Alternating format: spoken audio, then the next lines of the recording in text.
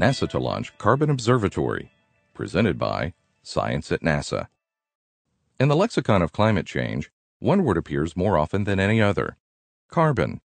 Carbon credits, carbon emissions, carbon sequestration. These terms are on everyone's lips. The reason is carbon dioxide. According to the Intergovernmental Panel on Climate Change, CO2 is the most important driver of global warming.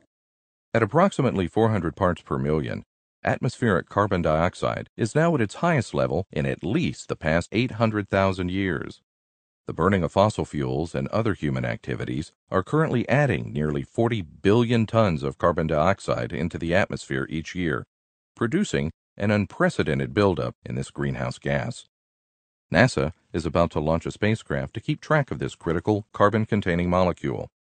The Orbiting Carbon Observatory 2 is in final preparations for a July 1st launch from Vandenberg Air Force Base in California. Also known as OCO2, the Polar Orbiting Satellite will provide a global picture of human and natural sources of carbon dioxide. Data from OCO2 will also be used to quantify carbon dioxide sinks, that is, places in the ocean and land which naturally pull carbon dioxide out of Earth's atmosphere for storage.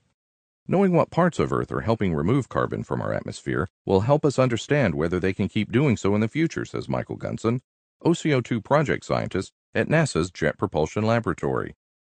Although the mission is named OCO2, it is actually NASA's first spacecraft dedicated to measuring atmospheric carbon dioxide levels. The original OCO spacecraft, launched from Vandenberg more than 5 years ago, never reached orbit because of a separation anomaly in the launch vehicle. OCO2 is NASA's second attempt. It's coming just in time. Greenhouse gases like CO2 trap the sun's heat within Earth's atmosphere. By maintaining habitable temperatures, the greenhouse effect is essential to life on Earth. However, increasing CO2 levels may have given our planet too much of a good thing. Most scientists agree that increased carbon dioxide from human activities, particularly fossil fuel burning and deforestation, has thrown Earth's natural carbon cycle off balance. Global surface temperatures are increasing and changing our planet's climate. Currently, less than half of the carbon dioxide emitted into Earth's atmosphere by human activities stays there. Some of the extra CO2 is absorbed by Earth's oceans. Natural land sinks take up the rest, but the amounts of CO2 taken up at various locations on the Earth's surface are not well understood. OCO2 scientists hope to coax these sinks out of hiding. Quantifying these sinks now will help us predict how fast CO2 will build up in the future, adds Gunson. Data from this mission will improve the accuracy of global climate change predictions. OCO2 detects carbon dioxide using 3 onboard spectrometers. These devices work by spreading sunlight into its constituent colors.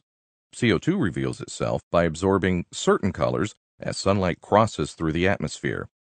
In this way, the new spacecraft will dramatically increase the number of observations of carbon dioxide, collecting hundreds of thousands of measurements each day when the satellite flies over Earth's sunlit hemisphere. OCO2 measurements will be combined with data from ground stations, aircraft, and other satellites to help answer key questions about carbon dioxide and climate change. The director of NASA's Earth Science Division, Michael Freilich, sums it up. With the OCO2 mission, NASA will be making an important new contribution to the scientific challenge of better understanding our Earth and its future. For more news about carbon, on Earth and other worlds, stay tuned to science.nasa.gov.